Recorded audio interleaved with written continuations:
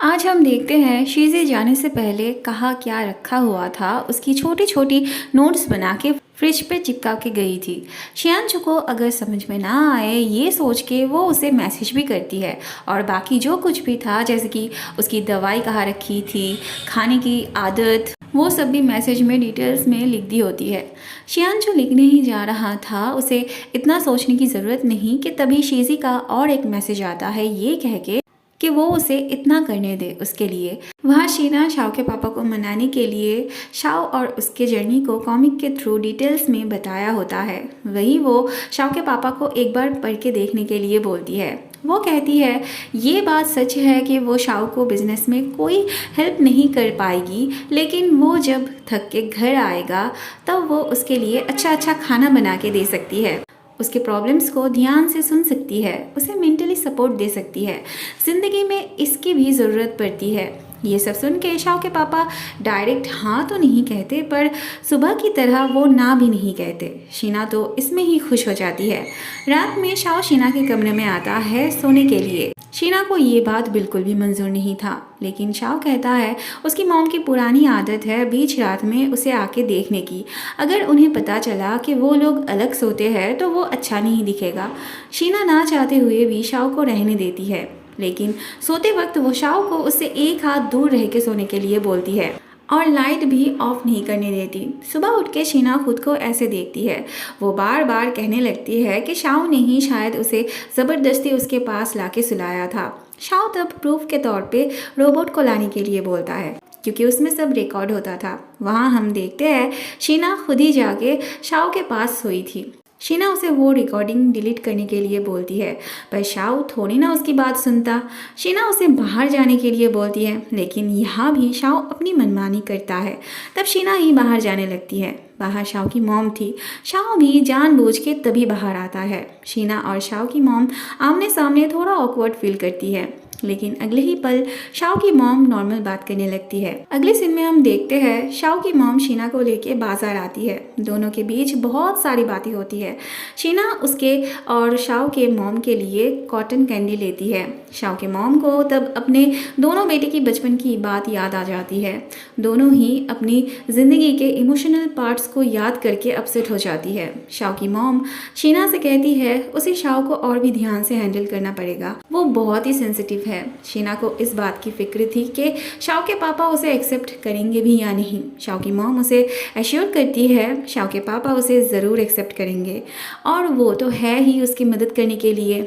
घर जाते वक्त शीना को विंसी का कॉल आता है। वो हॉस्पिटल है जान के शीना शाओ की मॉम से कह के निकल पड़ती है। वहाँ आके उसे पता चलता है विंसी प्रेग्नेंट थी और इस बार शेंग भी साथ में था। दोनों ही खुश थे इस बार। शीना भी उनके लिए खुश थी। बाद में शाओ भी उनसे मिलने रेस्टोरेंट आता है। वो विंसी के लिए शगुन लाया था। थोड़ी देर उनके साथ टाइम स्पेंड करके शाओ को शीना के साथ डेट पर जाना था। वो शीना को चर्च लेके आता है। वहाँ दोनों शादी के बारे में बात करने लगते हैं। ऐसे में शीना के पास शियांचू का कॉल आता है। अगले हफ्ते शियांचू को डॉक्टर से रिपोर्ट लाने जाना था, तो वो शीना को उसके साथ जाने के लिए रिक्वेस्ट करता है। शीना भी हाँ कह देती है। फिर से शाओ को गुस्सा आ जाता है। वैसे वो पहले की तरह रिएक्ट नहीं करता। घर आके शीना शाओ को अपनी बातों से मना ही लेती है। शीना शाओ से कहती है वो बस उस पर भरोसा रखे, कभी उस पर शक ना करे, वो उसके पास सिक्योर फील करती है। अब इतनी मीठी मीठी बात सुन के भला शाओ का दिल कैसे ना पिघलता। अगले दिन शीना हॉस्पिटल शियांचू के बाहर आने का वेट कर रही थी। डॉक्टर से बात करके शियांचू बाहर आता है। फिर दोनों बात करते करते चलने लगते हैं। शियांचू अभी भी शीना को अपना बनाने के बारे में सोच रहा था, पर शीना का आज भी एक ही जवाब था। शियांचू कहता है तो फिर वो उसे अपनी तरीके से प्रोटेक्ट करेगा। शीना कहती है वो तो ऐसे बात कर रहा है जैसे उसको कोई खतरा है। शियांचू तब उससे कुछ सवाल पूछता है जो कि हमें अभी नहीं दिखाते। बाद में शाओ जब शीना से पूछता है शियांचू ने उसे क्या कहा, तब शीना कहती है शियांचू ने उससे पूछा कि उसके कॉमिक बुक में उसके और शियांचू के अलावा वो किसी दूसरे कैरेक्टर को जानती थी या नहीं। वैसे शीना दूसरे किसी कैरेक्टर को नहीं जानती थी। वहाँ शियांचू से शीना ने कहा था एक बार लेक साइड पे उसने एक कपल को देखा था, पर उनके आते ही वो लोग चले गए थे। शियांचू तब गेस करता है उनमें से एक उसकी दीदी थी, पर उसका पार्टनर कौन था ये उसे समझ नहीं आ रही थी। फिर उसे ख्याल आता है शाओ ने कहा था उसकी दीदी ने उसके बड़े भाई से लोन लिया था उनके बीच काफ़ी अच्छी दोस्ती थी। शियांचू को शक होता है शाओ का बड़ा भाई उसके दीदी का बॉयफ्रेंड था शायद। वो अपने असिस्टेंट से शाओ के बड़े भाई के एक्सीडेंट वाले दिन के बारे में डिटेल्स में खबर लेने के लिए बोलता है। अगले दिन शियांचू को पता चलता है उसकी दीदी एक एक करके उसके प्रोजेक्ट को अपने हिसाब से चलाने की कोशिश कर रही थी। शियांचू जब रीज़न पूछने जाता है तो उसकी दीदी कहती है अभी उसकी तबीयत ठीक नहीं है, वो नहीं चाहती उस पर ज़्यादा प्रेशर पड़े, पहले वो ठीक हो जाए उसके बाद सब कुछ उसी का हो जाएगा, तब तक वो सब कुछ संभाल लेगी। शियांचू की दीदी अब सामने से समझा रही थी वही इस कंपनी की काबिल थी और वो कंपनी की शेयर इतनी आसानी से किसी को नहीं देगी। लेकिन शियांचू भी अपनी तरह जितना हो सके संभालने की कोशिश कर रहा था। शियांचू की दीदी समझ रही थी उसका भाई भी गेम खेल रहा था। वह शीना को शाओ की मॉम सिखा रही थी उनके पति का दिल कैसे जीता जाए। शाओ के पापा का जो ड्राइंग का काम था उसमें रंग भरने में उन्हें प्रॉब्लम होती थी, तो शीना पहले उनसे ड्राइंग सीखना चाहती है ताकि वो उनकी हेल्प कर सके। शाओ के पापा को जब पता चलता है कि उनकी पत्नी ने शीना से इस बारे में कहा था और शीना उनकी मदद करना चाहती थी, तब वो शीना से अलग से बात करना चाहते हैं। शाओ के पापा के लिए बिजनेस इम्पॉर्टेंट था और शीना के लिए एक दूसरे का साथ इम्पॉर्टेंट था। अगर किसी के पास पैसे ना भी हो तो भी उसके पार्टनर के सपोर्ट से वो फिर से खड़ा हो सकता है। वो शाओ की मेंटल स्ट्रेंथ बनना चाहती थी। अपने प्यार से वो शाओ को संभाल के रखना चाहती थी। बस फिर क्या था, उन्हें तो शीना से यही कॉन्फिडेंस वाली बात सुननी थी।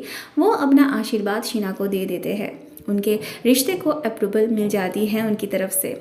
अगले सीन में हम देखते हैं शियांचू की दीदी शीजी को मिलने बुलाई थी बात करने। वो अब शीजी को फोर्स करने लगती है शियांचू के साथ कांटेक्ट बनाए रखने के लिए। शीजी तो अपना सारा होप खो चुकी थी, पर शियांचू की दीदी उसके अंदर फिर आग जलाने की कोशिश करती है। शीजी अब शीना को ब्लेम करना छोड़ दिया था, लेकिन शियांचू की दीदी फिर से उसे शीना के खिलाफ भड़काती है। वो चाहती थी शियांचू विदेश चला जाए और शीजी भी उसके साथ जाके रहे। शियांचू की दीदी रिकॉर्ड करने वाली पेन शीजी को शियांचू के घर फिट करने के लिए बोलती है ताकि इससे वो जान पाए शियांचू कब किससे मिलता था और अगर कोई कमज़ोर पॉइंट उसे दिखने को मिले तो उसके लिए शियांचू के ज़िंदगी में एंट्री करना बहुत आसान होता। लेकिन शीजी को ये सब चीप हरकत करने में हेजिटेशन हो रही थी, तो वो बस ऐसे ही खबर लेने की बात करती है और उसे समझ नहीं आ रहा था शियांचू की दीदी ये सब क्यों कर रही थी। बाद में शियांचू की दीदी अपने सेक्रेटरी से शियांचू के डॉक्टर से मिलके उन्हें ये सिखाने के लिए बोलती है कि शियांचू को वो तबीयत का बहाना देके विदेश में ट्रीटमेंट के लिए जाने को बोले। अगले सीन में हम देखते हैं शीना शाओ से उसके पापा के बारे में अच्छी अच्छी बात कह रही होती है। उसे सिखा रही होती है कि उसे अपने पापा की बात सुननी चाहिए। ये सब शाओ के पापा भी सुन रहे थे और इसी वजह से उन्हें जीने की इच्छा होती है। वो खुद से डॉक्टर को फ़ोन करके अपनी ट्रीटमेंट करवाने की बात करते हैं। अगले दिन शियांचू की दीदी ने अपने सेक्रेटरी से डॉक्टर को जैसा बोलने के लिए कहा था वो उनसे वैसा ही कहती है। उसके जाने के बाद हम देखते हैं शाओ अंदर से सब सुन रहा था। वो तो बस ऐसे ही उनसे मिलने आया था, लेकिन सही टाइम पर आया था। धीरे धीरे शियांचू के दीदी के बारे में सबको अंदाजा होने लगा था, इसीलिए अब वो भी अपना इरादा शियांचू के सामने साफ साफ बोल देती है। वो कहती है उसे कंपनी की ओनरशिप चाहिए तो वो उसके रास्ते में ना आए। इस कंपनी के लिए उसने बहुत कुछ सैक्रिफाइस किया था, तो उसका पूरा हक बनता है इस कंपनी को पाने का। शियांचू की दीदी को याद आता है शाओ के बड़े भाई ने उसे शादी के लिए प्रपोज किया था। उससे कितनी बार रिक्वेस्ट की थी उसके प्रपोजल को एक्सेप्ट करने के लिए, लेकिन वो नहीं सुनी। और फिर जब शाओ का भाई किसी और से शादी करने के बारे में सोच रहा था तब वो तड़प रही थी उसे वापस पाने के लिए। एक्सीडेंट के दिन उसी ने शाओ के भाई को मिलने बुलाया था उसे दोबारा मौका देने के लिए, और वो उस कॉमिक को बस इसीलिए अपने पास रखी थी ताकि शियांचू ठीक होके उन तस्वीरों को देख के उनके रिश्ते को पकड़ ना ले, नहीं तो कंपनी उसके हाथ से चली जाती। वो बस 10 साल अपना वादा निभाने का वेट कर रही थी ताकि वो कंपनी की हकदार बन सके। लेकिन शाओ का भाई कमिटमेंट दे चुका था, तो उसके लिए शियांचू की दीदी के साथ फिर से शुरू करना पॉसिबल नहीं था। शियांचू की दीदी तब बारिश के अंदर ही गाड़ी से उतर जाती है। शाओ का भाई उसे गाड़ी में उठाने के लिए उसके पीछे जाने लगता है। आगे खाई था और उसे पता भी नहीं था। जब तक उसे समझ में आता तब तक उसकी गाड़ी खाई में गिर चुकी होती है। शियांशु की दीदी एक्सीडेंट होने से रोक नहीं पाती। घबराते हुए वो घर आती है और उसी दिन फ़्लाइट बुक करती है विदेश जाने के लिए। शियांशु की दीदी उससे कहती है अगर वो बिना बहस किए विदेश चला जाएगा तो वो उसे एश्योर करती है कि शीना को भी वो उसके पास भेज देगी।